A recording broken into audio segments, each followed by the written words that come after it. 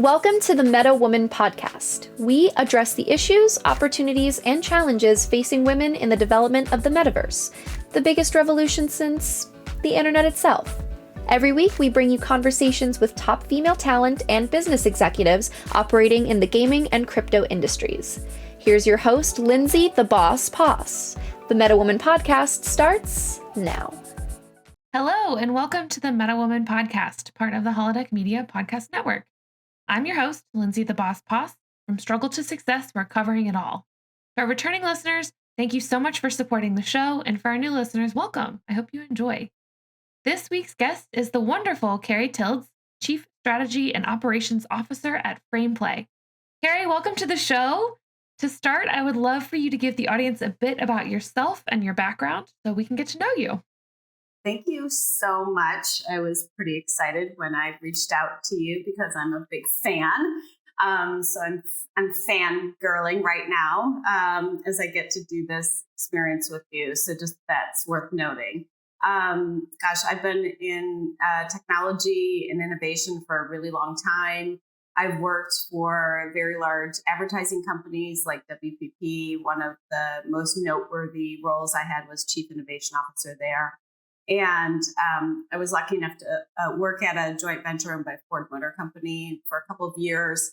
And now I work at a in-game ad tech company called Frameplay. So kind of cross the gamut of a lot of different things, all with the same theme of innovation, ad technology, creating beautiful experiences for brands, startups, et cetera. I just want to make a note for all the listeners out there that Cary actually reached out to me via LinkedIn and sent me a really warm and kind message. And I just, as someone who hesitates to reach out, I very much appreciate when people make that first step. So thank you for doing that, because it can often lead to really, really great things. And I'm so happy to have you on. I'm so happy that you did that. Yeah, the best connections are like that, right? When you just, try to make an authentic connection and say, I think we have mutual, interests, and why don't we get together and chat? Yes. And I think that it can be often daunting to kind of take that step and to reach out, but it also leads to really fruitful things. So I'm very appreciative that you decided to do that. And I encourage my listeners to shoot their shot on LinkedIn and reach out to some folks if they're interested in what they do. One of the other things that we talked about when I previously met you, and you've just gone into this a little bit with giving your background, was that you kind of made this big jump into gaming. So you'd had the advertising experience and had done a lot with innovation and technology, but what made you want to kind of pursue gaming at a higher level? What opportunities did you see? Well, certainly, I grew up with games in my life. I was very lucky. We didn't, have a lot necessarily, but we certainly always had some sort of gaming, console in our home. And so I, grew up at a young age playing, Donkey Kong and Frogger, and then obviously it evolved from there. And I was one of those parents who was very proactive about having my kids play games. I always thought it was a fantastic creative environment and experience for them. So I was always a big fan of gaming. So there's that. But when I met the founders of the company and heard about what they were doing, I immediately knew that this was a gap that hadn't yet been filled. I had been through all of the other digital channels before, starting with the transition and growth and development of search, into the years of mobile and social and video and programmatic and big data and all of those good things. And I had experience with some gaming early on when I led digital media strategy for Ford Motor Company. We did some early gaming campaigns. I had a brilliant strategist I was lucky enough to work with on my team. But those were, hard-coded type of experiences. They were a little more challenging to deal with. And when I had known about Massive, we had worked with Massive here and there throughout the years, throughout my career at the agency. I had that experience too. So I realized when I had met the founders that this had been such an untapped marketplace, and I'm an innovator, I've spent my whole career, filling the gap and helping people cross the chasm. So I knew right away that this was the opportunity for me. All of those roads led to me jumping in with both feet, going from big companies to startup. It just made total sense. And how did you get into the position you're currently at with Frameplay? Yeah, it's funny when I met Jonathan, especially the CEO. I told him, and this is actually another kind of career advice, I guess. I told him that he had a CMO. His CMO is lovely. I've been able to interact with him a little bit. He was stepping on to do something else, and they wanted me to take the CMO role. And I said, I certainly, can do that. I said, but I'm going to do 5 other things for you too. And so we defined the chief strategy and operations role mainly because I really did want to lean in and do not just, marketing, but also strategy and operations and set the company up for success. I had that background. So that was probably the 3rd or 4th time in my career where I was lucky enough to just define the role that I thought I authentically could do, that would bring the best out of me and also allow me to help contribute, to the company in the most meaningful way. So that's how the role came to be. That's really great advice. One of a previous guest had one time said, never be your company's best kept secret. And I think one of the ways you can do that is by setting out from day one what you're looking to do and how your skills kind of match that. So I think that's great advice. And again, you're in the right environment, of course, that helps a lot. It does. It helps a lot when you work for a company where you can be authentic to you. And that's a really important point to the whole matter. Oh, yeah. And where management supports that.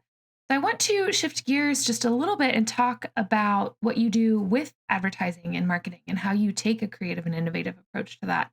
Over the past couple of years, we've definitely seen a lot of negativity surrounding digital ads. Gamers especially are known to be a fickle audience, and targeted ads on social media have come up in everything from news stories to congressional hearings to I think people's moms on Facebook have even probably shared some issues that they have with targeted ads. It's definitely hard to remember why advertising is such a huge part of our lives these days and why it's not all bad news. But I would love to hear from someone who is looking at this industry and trying to bring authenticity to it. What excites you about working in advertising? Yeah, for sure. And I think that the first part of that answer, and then I'll end with what excites me, is the premise that games are funded sometimes by people paying, but sometimes they're free to play. A lot of times they're free to play.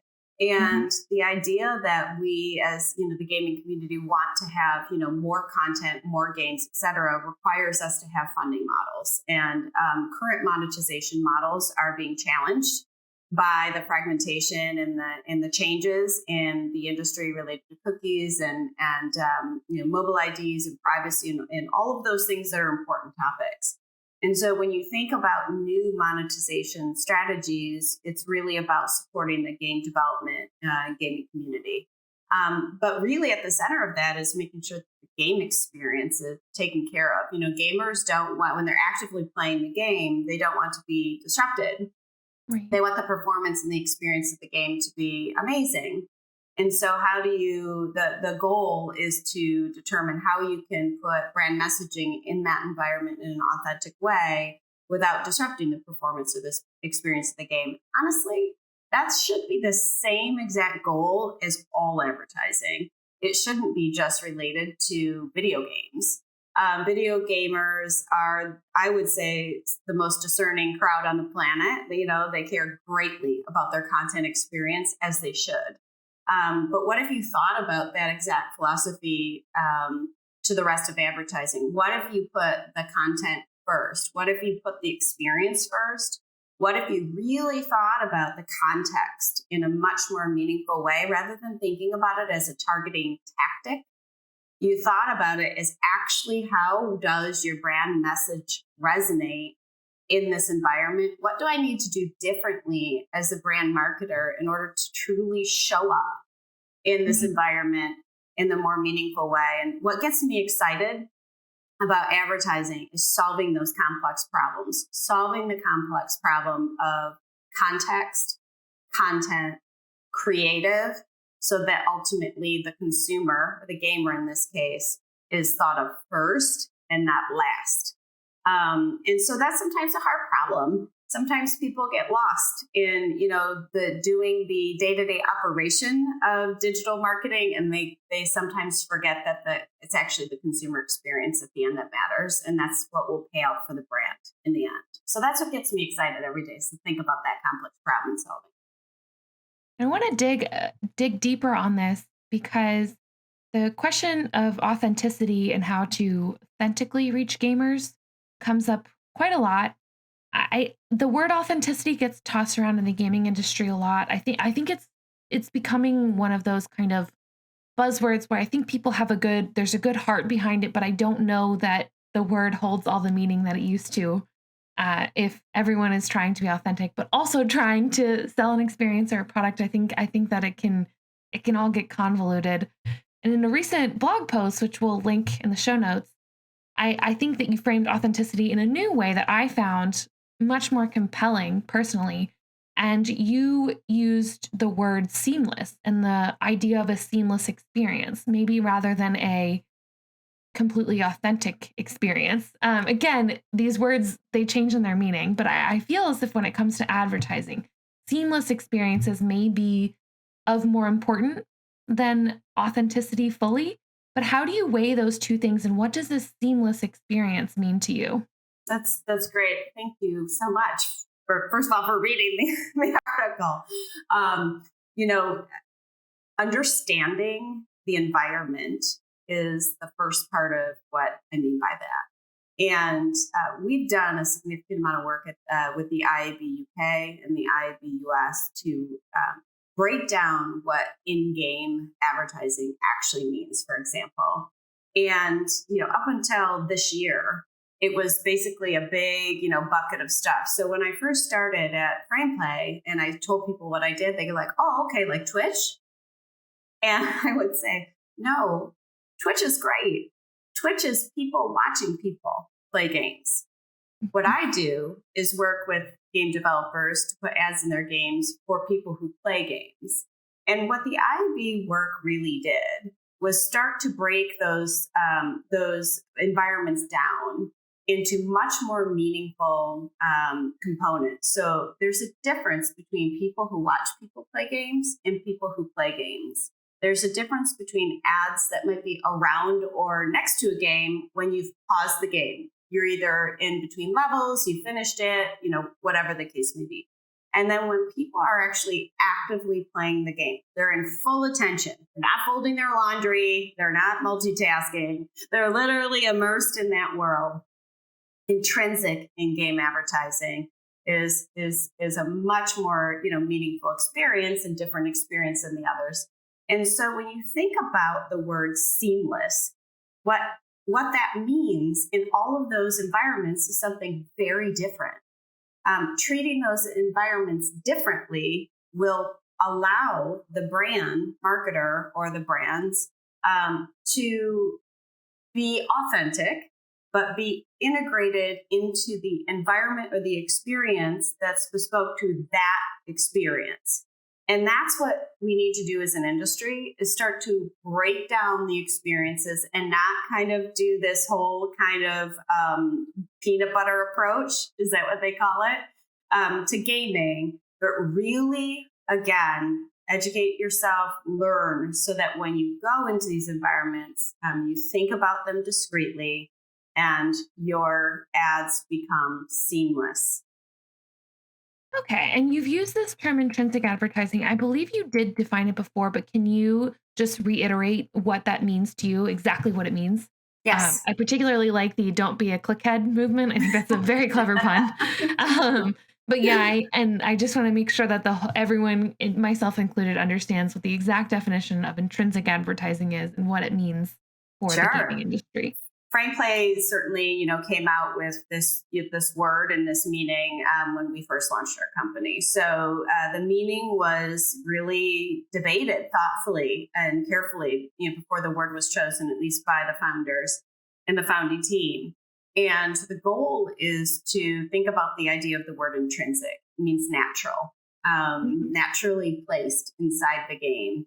And there's another ad context in the industry already. It's called native. And that's really for more web-based or app-based ads. But Intrinsic is meant to delineate from web and app-based, ads, meaning intrinsically or naturally inside of the game. It is officially now the new ad context for ads that are placed inside the actual environment itself, versus around or next to the game. It's officially the ad context of the IAB as of fall last year. So that's what it means. Naturally placed inside the environment of the game. Gotcha. And so that is, just so that I make sure I'm crystal clear, that's the difference between, say, I don't know, I play puzzle games a lot. So let's say a banner on the bottom of the puzzle game and like maybe an item or something that is representative of the thing that's being advertised in the actual game that I click and drag when I'm creating the puzzle or whatever it may be. Yeah, for sure. I mean, the ad that might, kind of like flow up or pop up isn't, integrated into the actual game design. That's how we think about it, is integrating it into the design. We have wonderful games in our network, and one of them is a town, and you flip houses. And part of the design of the town, you have billboards in the town and you have signage in the town. And when you're walking through the town, you're going to see advertising. So instead of fake ads, it'd be better to just have, Pizza Hut or Progressive Insurance.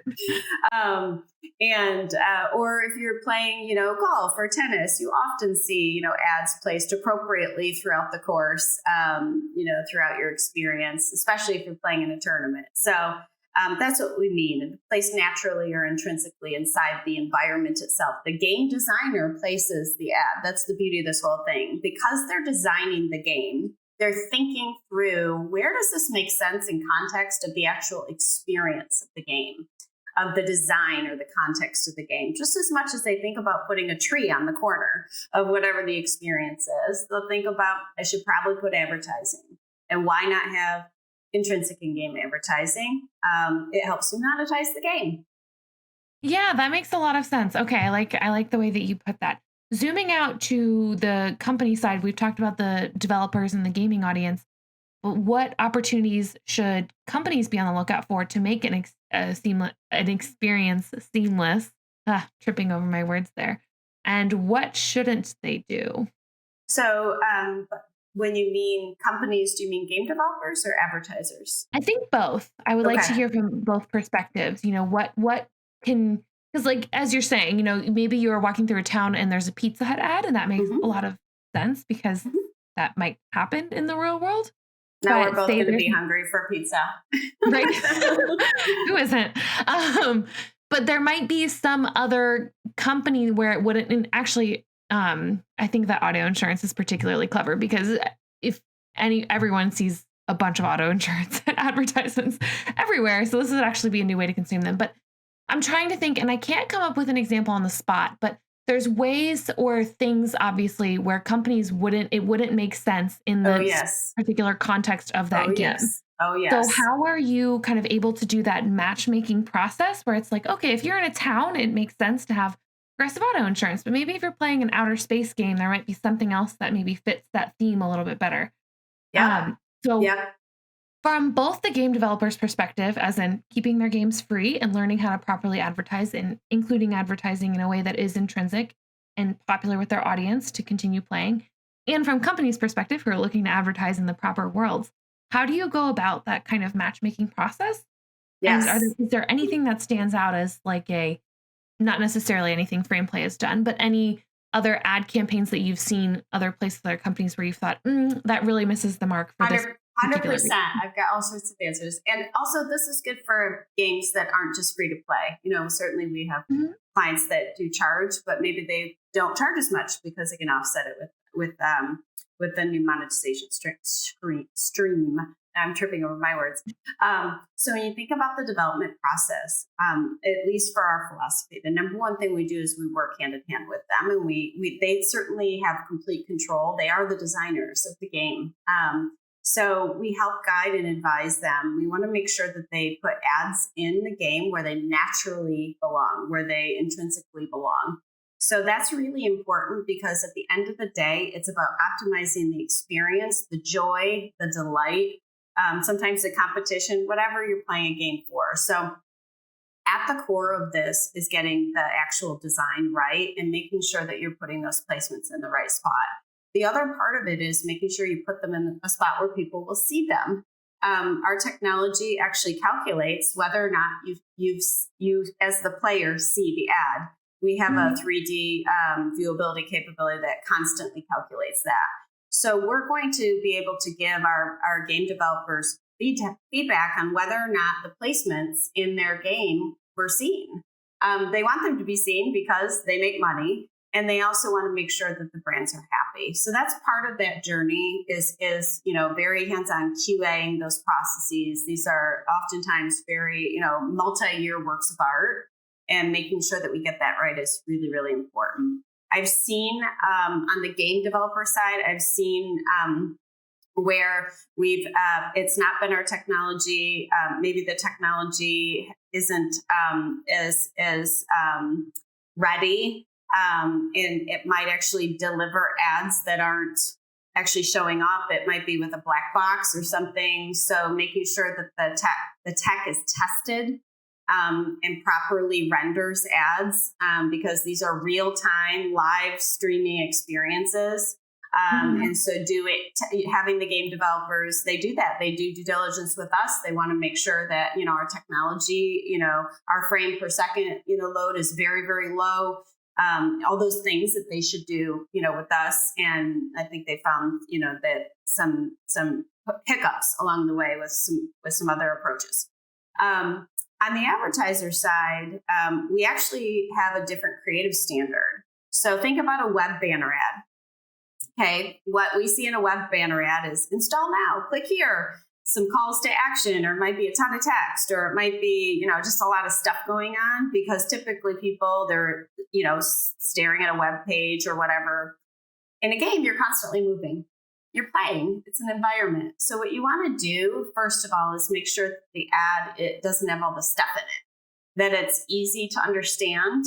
It gets your message and point across very clearly. So you're going to highlight logos. You're going to highlight imagery. You're going to highlight your brand colors. You're going to keep text limited, and you're certainly not going to say click here while they're actively playing a game, at least for now, because that experience would actually stop the game flow. There are appropriate places to certainly be able to click on ads in games, but not during absolute active gameplay. That's just that would weird. Drive me crazy. That would drive everybody crazy. Yeah. No thanks. So we do work hand in hand with the world's biggest brands to make sure that their ads are redone and streamlined. The other thing is higher quality. If you look at these games, they're built on game engines that are rendering the imagery and on devices that can take much higher quality experiences than maybe web pages and apps today. So we do ask for, higher pixel density and a couple of other things to make sure that the ad quality looks as good as the tapestry in which it's in.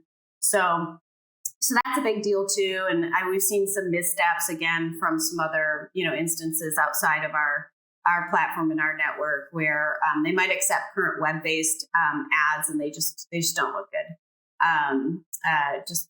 as is. So we take a lot of pride in getting the tech right and getting the creative right. And when we know we do that, the gamer is serviced, first and foremost with a beautiful experience, and then the brand and the game developer win accordingly in that order. As someone who has experienced the black box ads and had to quit a game or restart a game as a result of them not loading properly, I think that's you're right. That's extremely important. Extremely. And I like that you've pointed out some things that are differentiating, because I think that's a better way of framing it. But how have gamers responded to this type of advertising? I'm particularly interested in this because the best response to me, looking at this as a gamer, would be no response. As in, yes. Not that yes. that they don't necessarily notice that Yes. natural or intrinsic advertising, right? That it's part of the experience. It's in there, and it kind of just works. And so, but that makes your job a little bit hard because you're not necessarily getting feedback on, Yeah. hey, this is a great placement. So how are you able to keep track of Yes. all of that? Yes, that's a great question. So number one, certainly, yes. One of the things that, especially early on when we launched one of the world's biggest gaming studios, was that we got zero feedback from them. Usually when they launch other features or other types of monetization things, they definitely will get feedback. We got none, which was, well, we got some from them saying they got none, which was good. But we do get feedback. Brands do ask us for that. And we work with companies like ComScore. We do very methodical brand lift studies where we ask people, are you a gamer? Number one, do you play games? Do you specifically play these games? Have you played these games where ads are in exposed versus control? And one of the questions, aside from mobile ad recall and purchase intent, which are standard brand metrics that we do ask them, is, do you like the sponsorship of the game? Do you like the fact that this particular brand was in the game? And we have seen plus 20 to plus 40% lift in that answer and in the other answers because they do value it. They think it makes the game better. They think it improves the experience. It's not disrupting. It makes it more real versus, fake Freddy's Pizza at Riverside Drive or whatever. I hope that's not a real thing. But that's what we do. And so we do a lot of research like that. We have a lot more coming out in the next, 2 months that we'll talk about at a later time.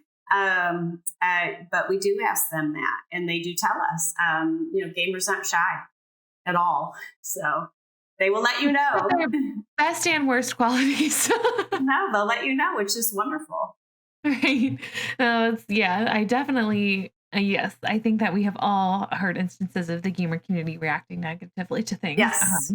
Yes. So yes, it is strange to say that no feedback is good feedback, but when it comes to this particular industry, that's very true. So I suppose it's a good thing that you haven't heard anything thus far. That's very encouraging.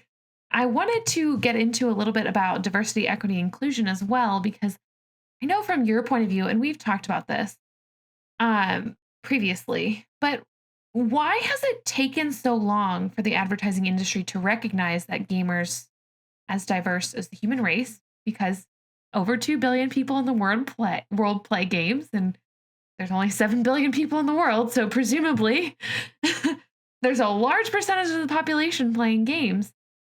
But why do you think it's taken advertisers so long to recognize that and to expand the type of experiences they're building in game and the ways that they're trying to reach folks in game to actually see that there's a wide variety of audiences they can reach? Yeah, I think first of all, if you talk about what's happening outside of gaming, and that helps us a little bit. So, even say 20 years ago, of course, the multicultural agencies exist even more so, and that was good. But they were sad but true, considered boutique type agencies in a way, niche type agencies. And the reason I was thinking through this question, the reason I think that was at the time and even up until, somewhat recently, is because the advertising industry craved scale. They crave scale first. If they can reach as many people that possibly can buy their product at the same time without doing very much different, they can have their scale be efficient scale. I think what they've learned over the years with a lot of the cultural movements that have happened, of course, I don't need to name all of them. Many of them are top of all of our minds. But I think the idea of scale is important, but scale and context with the context overlay is incredibly important. And when you think about context and the right context, then you definitely need to start talking about DEI in media reaching people. People are not all the same. We are, in fact, different. Who knew? And so I think the industry has definitely done a lot of really valuable things. I even see programmatic, specific programmatic PMPs now being started by many of the holding companies that actually directly, serve underserved communities, et cetera, like that. So I think there's been movement just in general in the advertising industry. We have a lot to go. In the movie industry, which actually gaming and the entertainment, the movie industry are very similar in so many ways. In the movie industry in the last 5 years, you've seen so many specific, actors, especially actors, stand up and saying, I'm going to create an entire production house just to serve this community or that community. And that didn't happen 15 years ago either. So we've got some really good momentum in general, but I feel like it's pretty new and recent. Now, when you talk about gaming, it's actually almost 3 billion people. So it's almost half, let's say, of the population on the planet. When I said over 2, I was thinking that number's actually 2.7. I should have said nearly 3. Okay. I'm like, I will be a staunch defender of that number. So the gaming industry has been in its own bubble. Let's just call it what it is. We've been in its own bubble for a very long time. And, so the whole, again, over here, the whole world was doing all the things I just explained. We're getting better. We're working on all that. And then the gaming industry was in its own little bubble, not, following some of that, but we've all read the headlines, not following some of those things too. And in the wrong sort of ways. So I do believe that the current is there. The current is there. I believe that we have the right setup. I believe we have the consumer or the gamer standing up and saying, no, I want you to treat me differently. I want representation. I want to see someone that looks like me in your content, movies, TV shows, gaming. So I think gaming's going to benefit from that kind of general wave of change, which is fantastic. But there's a lot of work to do in the gaming industry to keep up with that current, because, there's a lot of legacy that needs to be sorted, I would say. I think that that's been the overwhelming sentiment is, well, first of all, it's been more so about, for the people that I've interviewed, the principles of DEI and the incorporation of them. There's been issues with timing, both in that it's taken far too long and progress has been far too slow. So I think that you're right. You're saying DEI companies and consulting firms started, 20 years ago. And yet it took some horrendous events and some worldwide, just absolutely terrible, a whole pandemic for everyone to sit down and start listening to the folks that have been shouting it from the rooftop for years. So I think that, I think you represent a fairly agreed upon view that, yes, we are happy that there's movement. We're happy that this current exists. However, the speed it's taken us to start listening to these folks and the speed at which we're implementing change can be very frustrating. How do you think about that when you're creating these experiences and when you're choosing people to work with, or when you're working on a project? Like, how are you kind of thinking about bringing in DEI and picking up this current? Yes. I got to tell you, I was never, I didn't in my earlier career, join women's groups, for example. Why didn't I? I don't know. I had kids. I was busy, whatever. I'm not sure why I didn't do it. But I am now a massive believer in joining groups where people can help you understand the issues better than, basically shed light on the things that you just don't know. And so I'm really thankful that through this job, I was able to join kind of a women in games leadership group that's, CEOs, venture capital, C-suite type people. And we talk about this topic every 2 weeks. We commit to each other to show up and create an environment where we can say hard things. And I would say creating an environment where you can say hard things, say, I'm struggling with this, I don't know how to solve that. The second part of that is create an environment where you can support each other. Hey, GDC's coming to town. We're doing a panel. Right now, it's not diverse. We need diversity on the panel. reaching out, having a network that you can create, that you can reach out and just do those things and make sure that you're being purposeful in everything that you're doing to make sure that your fabric is truly a fabric of all sorts of perspectives, cultures, etc. At work, at Frameplay, when I joined, there were only a handful of people. And honestly, it was nearly all Caucasian. Again, it was very, very early. And we made an absolute purposeful plan to have as much diversity in the company as possible, even though we're under 50 employees. And I'm really proud of the progress that we've made. I'm sitting here, which is great, but we have an incredible team of men and women and different cultures. Are we perfect with our diversity numbers? No, but we make every effort in our hiring, in our interviewing, making sure our candidate selection is diverse, making sure we're looking at different pools of talent. That's another thing you have to do, is not always look in the same spot. Because that actually makes us a better company. The data is there that suggests that our performance is better when we have different perspectives. So those are the things I think about, on this topic. And I'm still learning. You just never think that you know everything. I think that's the number one thing in this, because God, we don't walk in other people's shoes. So you've got to be able to put yourself in positions to listen to them and have them tell their story. I like this piece of advice a lot, to find a group of people that can not only help you further understand issues, but support you as you work through them. Yes. I think that a lot of what you're talking about takes bravery, and it takes recognizing when you're inside of your own box, and it takes stepping out of it. It can be really, really difficult. But if you have a group of people where you feel you can be honest and get the support that you need, it certainly makes it easier. I also will mention that I had a previous guest who said, and I feel like I've referenced a lot of past episodes here, but it's great. I love being able to bring people on and then talk about all the great conversations I've had and work some of the lessons that I've learned by doing this in.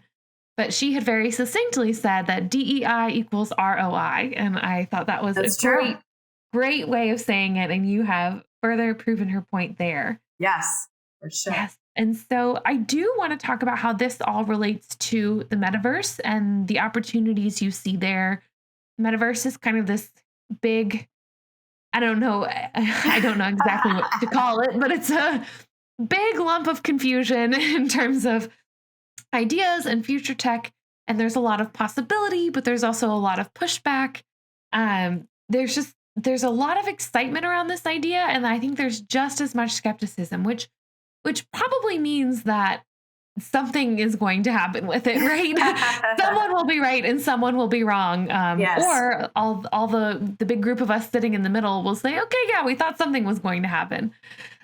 So how are you thinking about taking your ideas and your strategy into this space, and taking ad tech into this space and incorporating DEI principles and all of that good stuff? Basically, What does the metaverse mean to you? What are you thinking about? Yeah, first, I want to just mention to you about the hype, because it's a perfect part of it. And then, of course, I'll answer the question. So when social first, started to grow, one of the biggest concepts within social was something called the open graph. And the open graph basically was Facebook and others allowing for interoperability and also basically kind of user content development.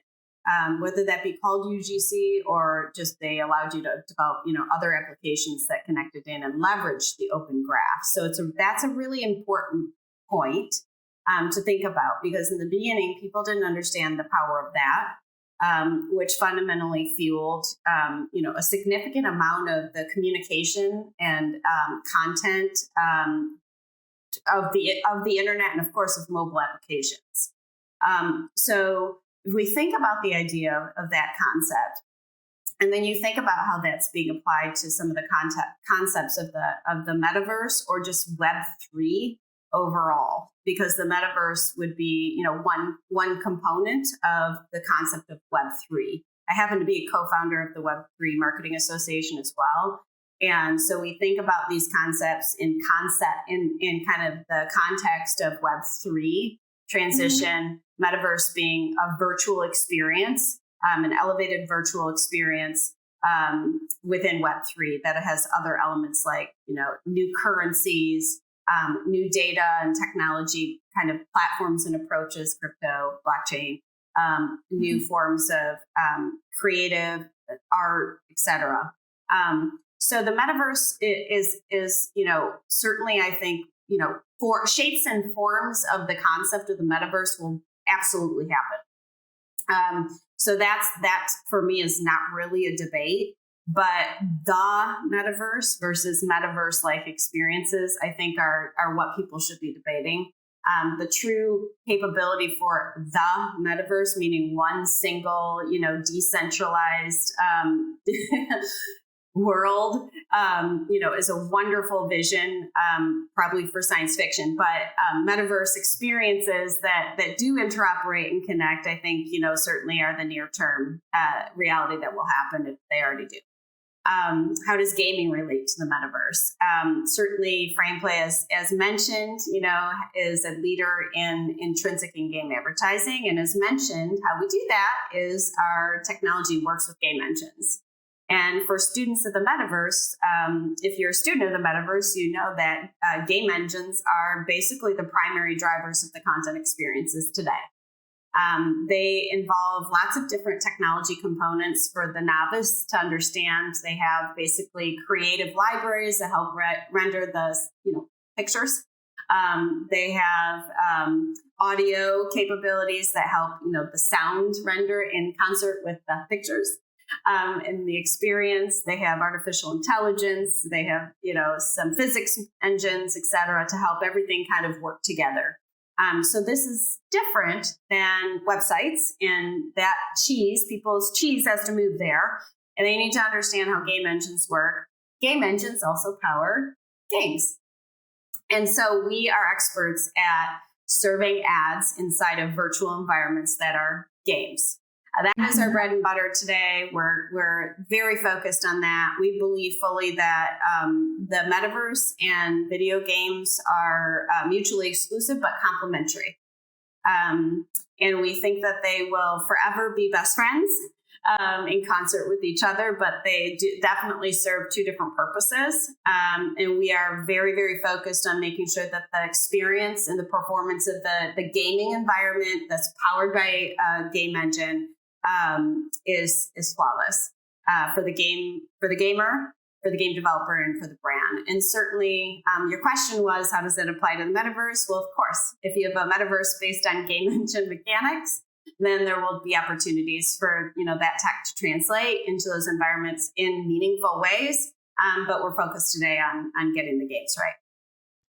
I like this distinction of the metaverse, capital T, capital M, versus metaverse experiences.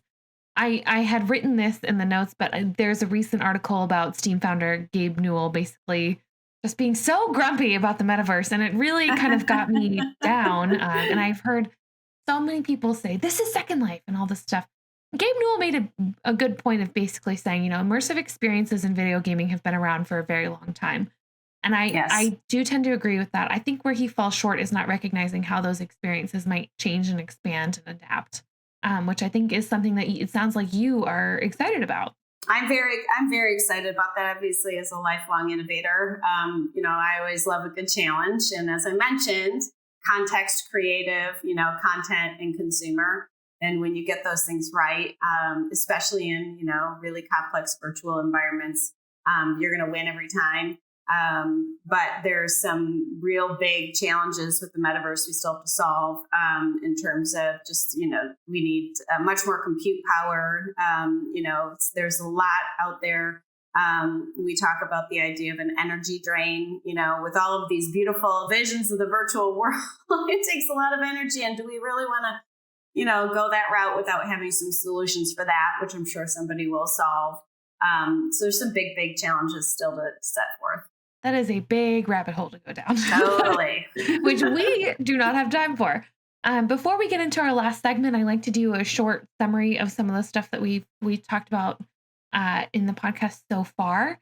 One of the first things you opened with is that you're very, as a parent, very pro game, as a way to have a creative outlet, which I know that that was mentioned in passing, but I think that's very important for all the folks out there. When we talked about your job and your development and your transition, one of the things I thought was great was if it's possible, you should always define the role that you want to do. You should, if you are in a good environment and you have the right management, then you should go for it and put yourself out there, figure out what you're best matched for, and do the best that you can for the people that are also supporting you on the other side. There is a difference in people who play games versus people who watch people play games. They require different advertising, and every environment is kind of discrete. You have to think about it in its own way. That brought us into a discussion on intrinsic advertising, which are a way of naturally placing ads inside the games. It's different than native. It's meant to delineate from web and other ads, and the context for ads placed in the environment itself is very specific to the type of environment that you start with. So you have these kind of discrete entities where you're figuring out how to make advertising very natural and native to the in-game experience. When it comes to DEI principles, there's a general wave and undercurrent of change and for a push for better representation, but gaming has a long way to go. As you said, we've all seen the headlines. One of the great pieces of advice that I thought you gave was to join groups and or find people or form your own group to help you shed light on things that you might not know and have difficult conversations while also supporting each other. We ended with a short discussion on the metaverse, and I like that you differentiated between the metaverse, capital T, capital M, and metaverse experiences. The first may be science fiction, but the second is real and will change and evolve as tech and gaming, including gaming engines, evolve. And then I liked your little tagline of context, creative, content, and consumer. So thinking about those four things, how they all work together, how one flows into the next. So I think that that's going to be a lot of good lessons for people listening. I love to end each podcast with the same segment. It's called a moment of reflection. It's a chance just for you to think about your career and where you're at. And I would love to ask you, what is one thing you would like to tell your younger self about getting into the gaming industry and being successful? My younger self would, I had the opportunity to learn basic programming when I was in sixth grade, which was very, very rare. Uh-huh. And I didn't, yes, because I've been around a really long time. But I stopped. I didn't continue with programming. And it wasn't really offered in school. So, but my younger self, if I had the opportunity to tell me, I would say, go search it out, go lean in harder. Now it's much more readily available for younger people in school. And I don't mean, necessarily, but I value developers greatly. Obviously, they're the core of our company. But what I would say is that I would learn a lot earlier the principles that I could design something, I could have my creative side, and I could fill that tech need at the same exact time much earlier in my career if I would have just kept, kind of going and leaning into both those design principles. And that's what I love about gaming. I'm so enamored with creators. They are creators, and they're creators that have both these high-end creative capabilities and high-end technology capabilities. Usually an industry has one or the other. But to truly be, brilliant developers, you have both. And I would tell my younger self, keep going, because I love both sides of that equation for me. And, I'm really passionate about supporting others who do too. That's really great, because I haven't actually had a lot of people give sort of hardware, like straight, this is maybe what you should think about advice. And I like that you're talking about how gaming is really the fulcrum of creativity and hard learned skills. I too wish I had taken programming more seriously. And I always joke about going back to school for that. I think it can be, I'm a big writer and a big reader. I think it can actually be kind of similar in that creative way, and learning a language and going through with all that. So I think that's very fun. This is a very fun, different way of thinking about things than I've had before, especially on this segment. So I appreciate that. Awesome. Well, thank you so much for coming on. Where can people find you if you want to be found or follow Frameplay or follow your work? Certainly. I mean, I'm definitely big on LinkedIn. That's probably my primary social channel. Twitter by default because I post everything there twice. But definitely Frameplay.gg is our company's website, which is good. And follow Frameplay on LinkedIn too. We tend to post a lot. We're trying to just inspire and educate the industry and make sure we get this right? And we want to make sure everybody understands, that if we serve the gamer at the center, then everybody wins. So that's where you can find us. Thank you so much. For all of our listeners out there, be sure to leave those 5-star ratings and reviews. Check out other Holodeck Media podcasts, including Meta Business for all the metaverse finance stories you could ever want, and Business of Esports for interviews with industry leaders. I'm on Twitter, Instagram, and LinkedIn at Lindsay Poss, and you can catch me Wednesday nights on the Business of Esports Live After Show. You can catch this podcast in your feed every Tuesday. We'll see you next week. Thanks for joining us here on Meta Woman. Make sure to subscribe to this podcast everywhere you get your podcasts, leave a 5-star review, and tell your friends, family, and colleagues all about us. Also, make sure to follow Meta TV on all socials to get more of the best metaverse content anywhere. Tune in every week for another episode of Meta Woman.